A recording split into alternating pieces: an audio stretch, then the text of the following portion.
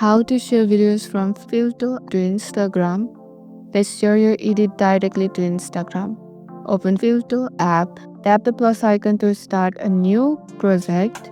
Import a video from your gallery and finish editing video in Filto using effects, filter, sticker, and more. It's up to you. Once finished editing your video in Filto, tap export. Then you will see share button. Select Instagram from option, tap open.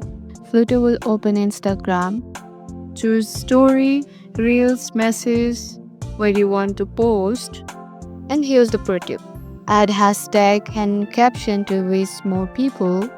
And that's it. Your video is now on Instagram for everyone to see. If you love this tutorial, hit like, share, and subscribe for more Filto tips. Catch you in the next one.